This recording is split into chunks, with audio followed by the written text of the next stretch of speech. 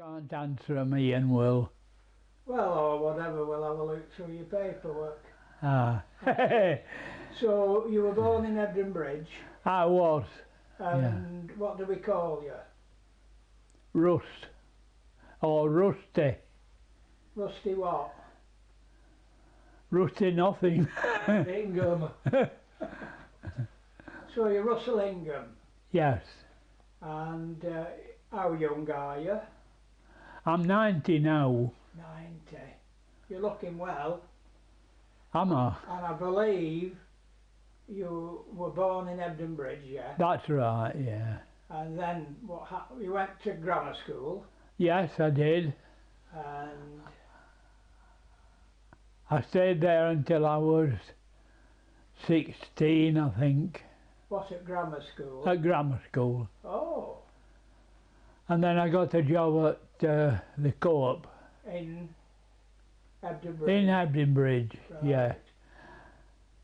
And I went to Keithley Road Co-op, and the manager was called Jack Smith, who also lived in Aberdeen Bridge, but he lived up Hanginroyd Road.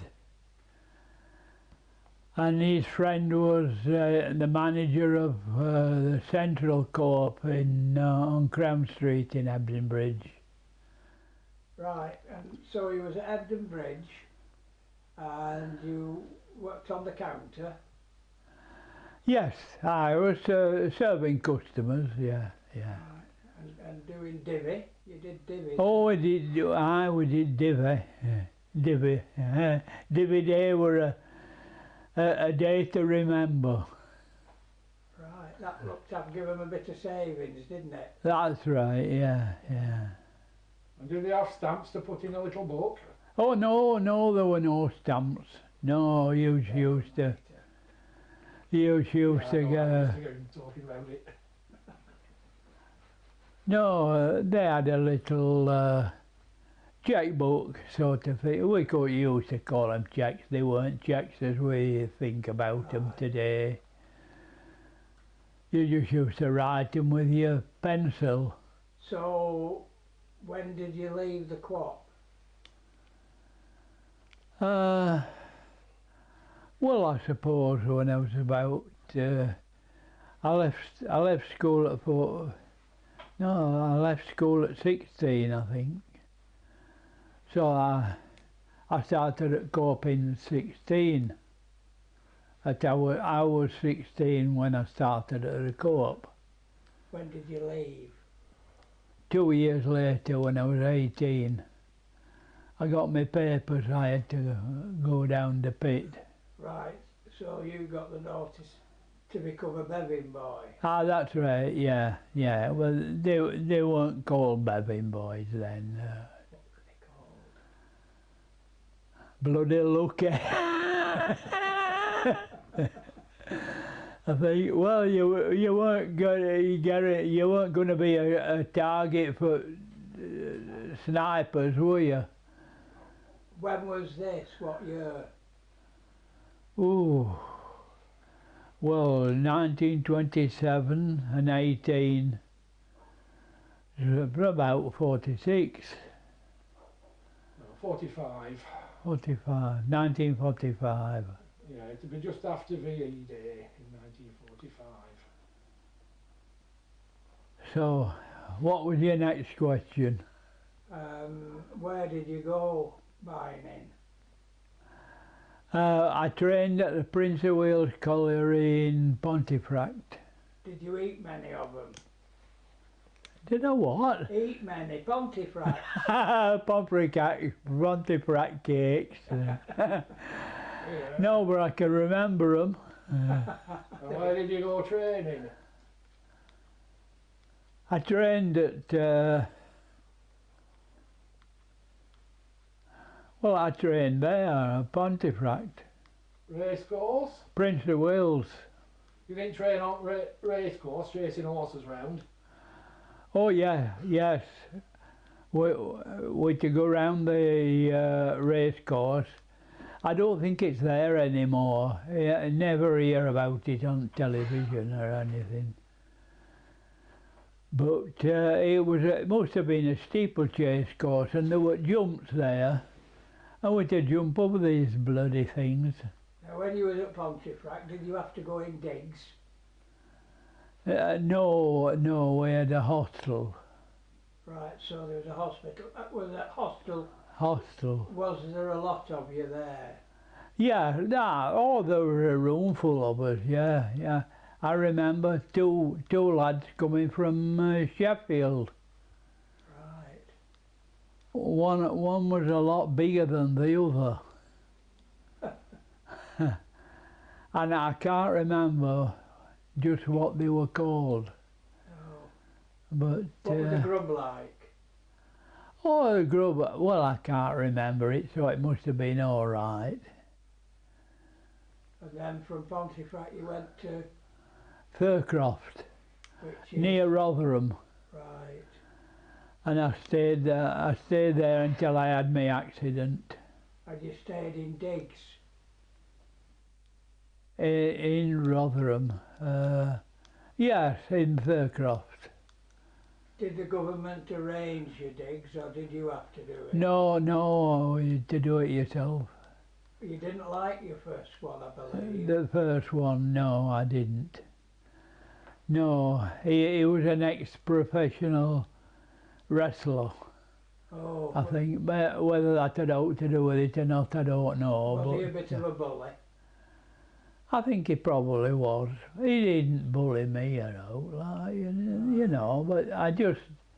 Didn't feel comfy? No, that's right. They had two daughters as well. Oh. Oh, they were a lot younger. Oh, right. So you got fed up with that and you found somewhere else? Yes, Mr. and Mrs. Walton, on he were only a stone's throw away, but I went there and I got on fine with them. You were happy with that? Yes. Accommodation? Yeah. Did you stay there till you finished? Yes. Right. I did, yeah. So now we're working in the pit. Can you tell me what jobs you used to do? Well, I was on the belts to start with. Pushing tubs full of coal and or whatever, you know. Right. Did you go on, sorry. Right. Yeah, and they weren't half heavy. Bloody hell. Well, yeah, they'd have a bit of coal in them, wouldn't they? Oh, they were full of coal or rocks and, you know, there were all sorts mixed in. So you weren't a face worker? No, I never worked on the face. No, you had to know what you were doing to work on face, you know. Did you used to travel on the belt to get out? No, well, I was what they call pit bottom. Oh, right. Which was as far down as the cage went. Right, so you weren't deep in the mine at all? Oh yeah, it'd be 1,000 feet. No, I mean in length. Oh no, you came out and you push your tubs round the corner. Probably 100 yards or so. Did they go in a lift and go up? Yes. Yeah, you push your tubs into the cage, and then up it went. And then there was somebody at top that pulled them off. Right. And I took them to be weighed. Because I watched something about miners in the past, and when they were on the face, they used to hop onto the conveyor belt and travel up to the shaft. Oh yes, well, they weren't supposed to do. No, but it was a dodge. Saved a mile walk. That's right. Yeah.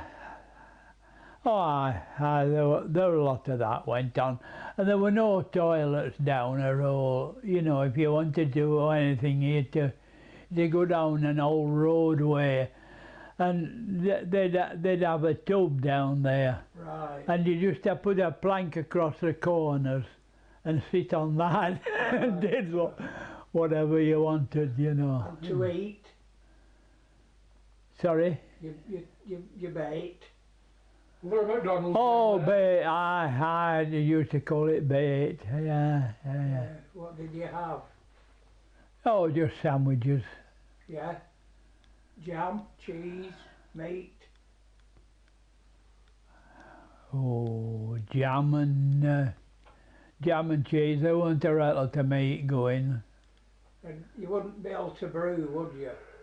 Oh no, you'd take a flask with you. Right. Your butties.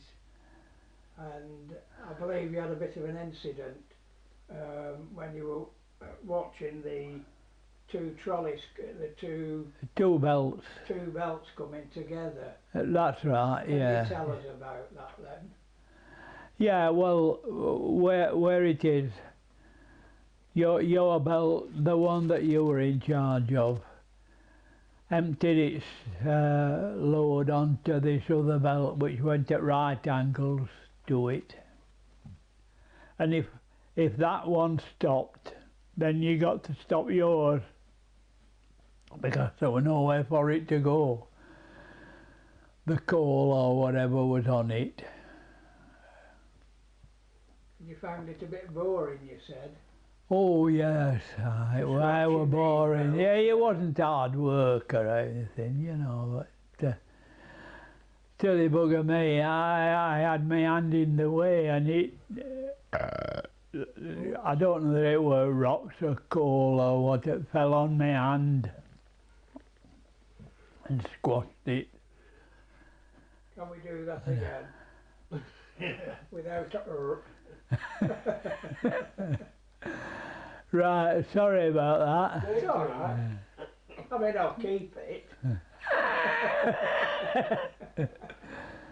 Carol will like that. So, I Oh, believe, you take it out for a meal and he's at it all bloody time, you know. so you was doing your job, watching your belts, Yeah, right? Did you lose concentration or what you were doing? I don't know what I was thinking, but my hand were where it shouldn't have been. And of course it got squashed and it was bleeding, it was covered with blood. I bet, did you swear? Oh, very likely. Yeah, I won't tell you what I said. No, we'll have to close down if you do. Aye, you will. So then, You got trapped in a truck. no, I wasn't in a truck. Oh, I thought you said he. All right. Your hand was trapped between two trucks. Oh, no, yeah. But then I came. If you had an accident, you had to get the deputy, who was a sort of a foreman, Right. and he would arrange for you to be taken out of the pit. And so that's what we did. And I had to go to the doctors. And he got his tackle. To have a look at it. Yeah, and Apparently he'd crushed your finger. and then he got his tackle, you know, the junior axle, and cut this. My ring was on that finger. He cut that off. Right. And then, of course, I couldn't work with my hand all bandaged up. So I went home. But you had an operation. Yeah, that was later on. I had to go to Leeds Infirmary, Right. and I had an operation there, which wasn't successful. Now show us. Just lift your hand up near your face. That one there. Right, and it won't bend and won't straighten. No, I can bend it if I use my other hand. So you've had that injury for 70 years. Yes, I will have, 70 yeah. years it's been like that. Right, go on. So, well, that's it really. And did you come back to Hebden Bridge after?